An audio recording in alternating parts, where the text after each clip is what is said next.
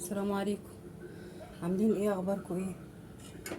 تعالوا نعمل رز، وهنعمل ملوخيه. واحنا كنا عاملين الفراخ، هتلاقوه في الفيديو اللي قبل ده.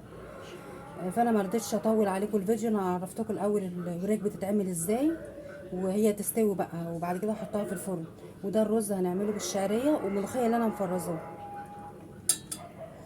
ايوه، نحمر الشعريه.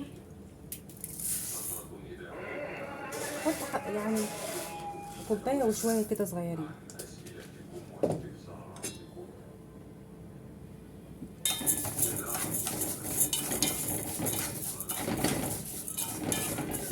وانا بعملها بحط لها حبه ملح صغيرين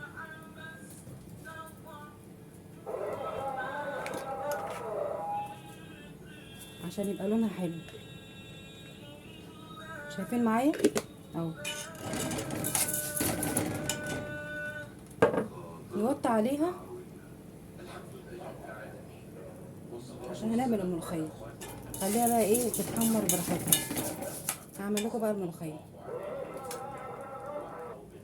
شايفين اهو، ده الثوم اللي انا مفرزاه، هبقى اقول لكم بيتعمل ازاي. ودي الحله اللي هنعمل فيها الملوخيه. حطيت معلقه سمنه، احط عليها حته ثوم الاول. نقطمها كده، نعملها ايه رقيقه قوي عشان تتعمل علينا بسهوله، يعني تنزل بسهوله اهي. حته ثوم اهي، بس مش اكتر من كده.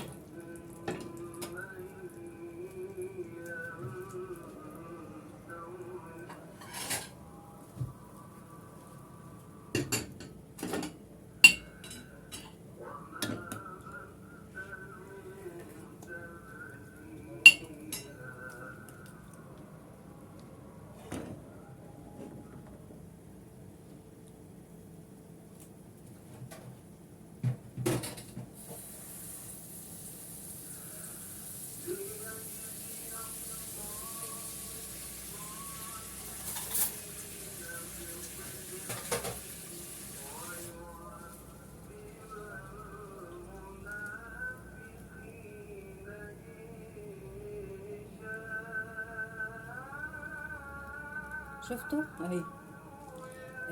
الشوربه غليت، نحط الملوخيه.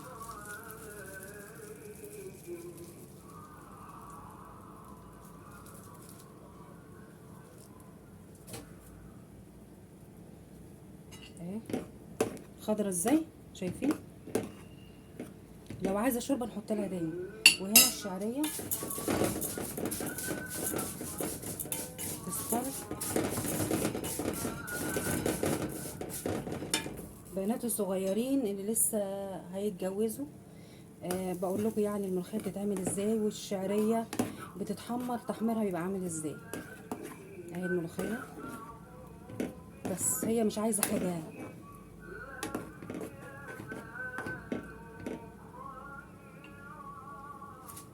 انا عايزه اوريكم الشعريه بس.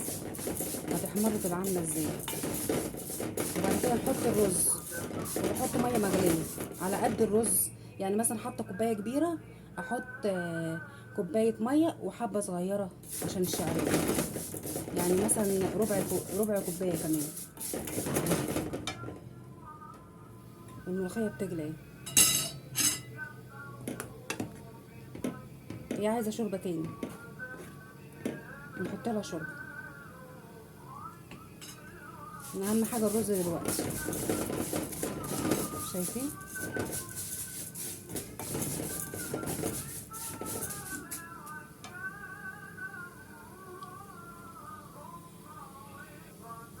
شفت وصلت ازاي؟ نحط بقى الرز، لونها عمل ازاي؟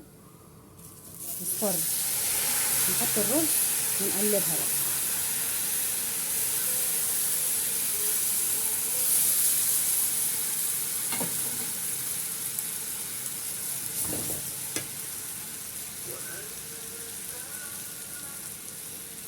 وطفيت على الملوخيه. انا حطيت لها شوربه تاني.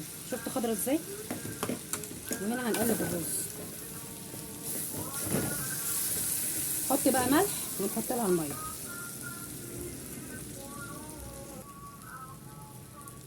شايفين؟ انا قلبت كده الرز، مش عايز اطول عليكم. احط بقى الميه، ميه مغليه.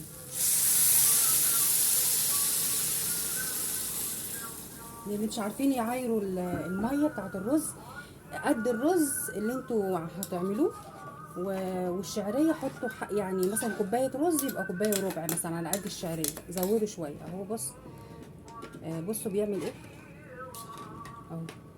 نحط حبه ميه تاني، انا عشان بعمل الرز كتير